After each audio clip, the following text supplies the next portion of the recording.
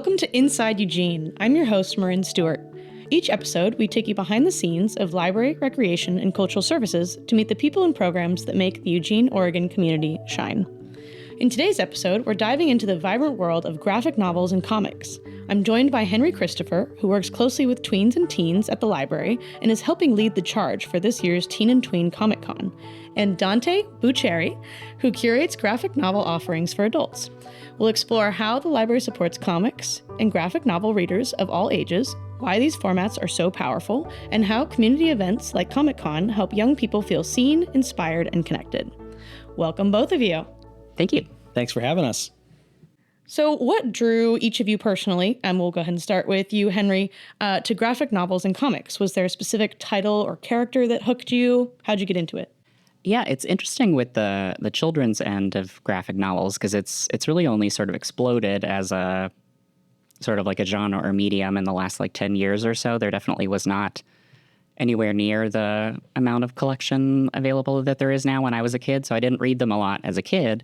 But as a young adult, the first graphic novel that I can remember and really enjoying was Fun Home by Alison Bechdel. It's incredible and it's emotional, and I'm a big lover of visual art, and a lot of the graphic novels that are coming out for kiddos, there are a few series that are just so wonderful and so beautiful.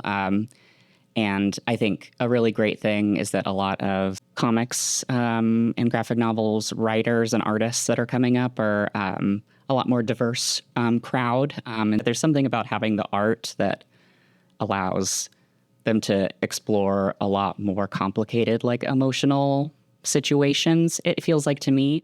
I've been a comic and graphic novel enjoyer since I was a child. I basically learned to read on comic books. I had discarded copies of old Spider-Man and Avengers and Superman comics, and that's basically, again, how I learned how to read. And it has kind of followed me throughout my entire life. I got married at Books with Pictures in Eugene. I have a Captain America wedding band on. Comics has kind of been a humongous influence over my entire life. The X-Men really spoke to me when I was a child. Being a young brown kid in suburban white Connecticut growing up, it felt very personal. And being a late diagnosed in life ADHD adult, it makes a lot of sense to me why the graphic medium for not just superheroes but for all genres that comics can cover, it really helps stay engaged and stay focused. These are stories that are just as powerful and just as emotional and moving and deeply well written as any novel out there. It is a full work of art that I really just love to appreciate, and I don't think there's going to be a time during my entire life where I stop reading comics. Right. Such a cool mixture of both art and writing and diverse perspectives that you can show in a way that's so different than traditional writing. No, absolutely. Yeah. Yeah. It is. It's kind of primal, right? Our first method of storytelling as human beings was cave paintings, right? So if you really want to think about the origins of sequential art, it really just starts there. It speaks to us on a primal level. Absolutely. And that kind of ties into my next question, which is why do you think graphic novels and comics have such a strong cultural and emotional pull? I feel like more and more folks are realizing that you can use comics as a medium to explore literally anything, right? You have superheroes, you can have romance, you can have fantasy, you have graphic memoirs, which is a genre that I'm really, really excited is exploding in popularity. I feel like now that we're exploring the space where it's not just funny pages and superheroes, and people are realizing that you can explore so much material and so many different things in a way that a normal novel typically cannot. I think that's why it's really speaking to us and exploding in popularity. Yeah, I totally agree with all of that. I feel like comics in particular, but also graphic novels, is the way it's iterative over time, and so many different writers and artists get to have a new and different take on the same characters, similar storylines, or taking characters in entirely new storylines, or bringing out aspects of characters that we've never seen before. And that's really fun and silly and playful. Really roots back to our old selves. So cool. Yeah.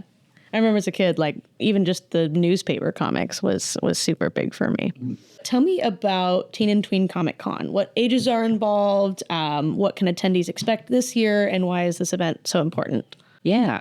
So this will be our third year holding our Tween and Teen Comic Con. It's oriented for kids at the ages of 9 to 19 and their caregivers to come and hang out. And we're really excited this year that we're going to be able to hold it at the downtown library. It's really intended to be like a mini introduction to the world of fandom and comic conventions for young people in our community. We always have a cosplay contest, so we encourage all of the youth attendees to come dressed up in their favorite characters, and sometimes kids will come, or teens especially, will come dressed up as their original character, and they'll explain all about the universe that they're from and the story that they're writing that hopefully will get published in 10 years, and then we can all read together. That's so cool. Yeah, we get a sneak peek. Yes, we always do that cosplay contest. And then we also have my favorite part that I spearhead is like a mini artist alley. And I really wanted to have that as part of the Comic-Con because it's my favorite part of real comic conventions, where you get to go meet independent artists and buy their wares. Look at their zines, their books, their merch, their stuffies, stuff like that. And this year we'll have a featured artist we're really excited about, Rowan Kingsbury, who is an author in Portland. And she just published her first children's graphic novel, Avery and the Fairy Circle. So she's going to give a presentation about how she got published. So I think it'll be really meaningful for them to get to hear from her. And then she'll do a drawing workshop as well.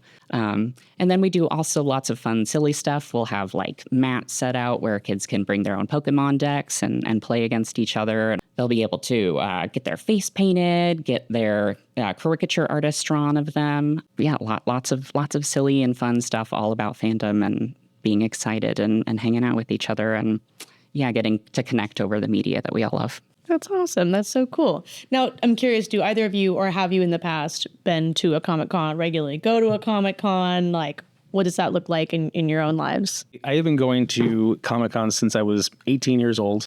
Normally, I go to Emerald City Comic-Con up in Seattle. That's my main show that I make sure to hit every single year.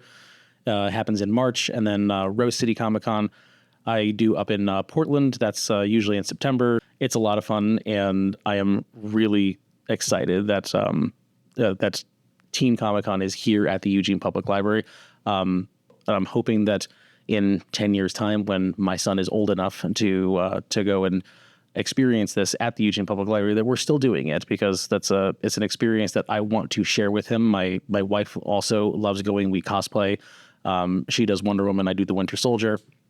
And it's a fun time. We really want to celebrate this with our kid. Yeah, I'm a less seasoned Comic-Con enjoyer than Dante is, but I have gone to a few. My brother, I'm from Colorado originally, and my brother actually was sort of on the admin team for helping getting Denver Comic-Con started. So I would get free passes to go starry-eyed wander up and down the artist floor and meet a bunch of different independent artists, and it was so cool. And I also, ever since I was like a teenager, I've been a big fan of Supernatural, the TV show. And they have like their own separate little conventions. Yeah, I got to see those actors that I'd seen hundreds and hundreds of hours of and enjoyed and admired their work since I was a teenager. And that was pretty cool. Sweet. Awesome. Sounds like between the two of you, you've been to Comic-Cons all over the place. So I love it. Absolutely. So Henry, talk to me about how events like the Teen and Tween Comic-Con or other events the library has, such as the Teen and Manga Club, play in the teen development and belonging. Pretty much through all of childhood, but especially going into your later adolescence, identity, figuring out who you are in the context of the world around you, and what sort of role are you going to play. So I think events like this are hugely important for that, and so much of how you see yourself among people is like, what can I contribute, and what am I good at, and what do I like? And it really helps take a shortcut to like making friends and being able to access belonging if you have like a basis of confidence in things that you know and that you like. And also that, if you have a shared passion or a shared interest, then you can kind of skip over the small talk and get straight into talking about like the inner turmoil of your favorite character in season 7 or whatever. It really helps provide like a fun shortcut into meaningful, beneficial interaction with each other. Kind of a common interest to rally around Totally. and talk about. Totally. Yeah, and it helps interpret stories and interpret characters and then process that in terms of their own identities and their own experiences, and whether or not they can see themselves. And so, yeah, it's a really a great like font of confidence and exploration. And do you see any like resistance from teachers or parents that you know of that think that maybe graphic novels aren't real books or, things like that? Totally. I feel like I definitely hear it less and less often. And I think especially with the explosion of the genre, just in the sheer number of items that are being published, there's definitely always that sense with parents, and it's well-meaning. They want the best for their kids, but yeah, we always just encourage. Yeah, these are real books. To me, a thing that's really important is like, even if you can read at an accelerated level, you don't always have to read at that level. That you can read for fun. You can read other sorts of things that are less or differently complex. And we're also seeing with the explosion of the genre, there's a lot more adaptations of popular series like Percy Jackson. I think having that transition, having so many established authors moving into this space and seeing value in it, that sort of is helping change that perception as well. Sweet. Okay, Dante, I hear there's this cool thing called ComicsPlus. Tell me about it. What does it do for adult readers? How does it kind of facilitate comic reading for adults? That is a fantastic question. I'm really glad that we brought it up. It is an application that you can download onto your phone or your iPad or whatever tablet it is that you want. As long as you have a library card, you can just go ahead, search for your library, Eugene Public Library, and it has different levels. You can search for the library full collection or curated collections for teens and tweens or for younger children. So you as parents have a little measure of control over what they see, and it's basically a guided reading experience. You have access to, goodness gracious, I'm ballparking like about 2,000 titles that you can read instantly, which is just such a great boon, especially if you want to do something like a comics reading group, right? Because it's super easy to go ahead and find like a fiction novel book group. Like, you can find 8 copies of a book pretty much anywhere over town. Finding 8 copies of the same comic, a little bit more difficult when there's not as many comic book stores in town. With ComicsPlus, you can do that because it's simultaneous download, simultaneous reading, and there's really no wait time. Like the wait time is how long it takes your Wi-Fi to download it. And the great thing also, you can download it to your device for local viewing. I've done that on pretty much every single plane ride I've ever been on.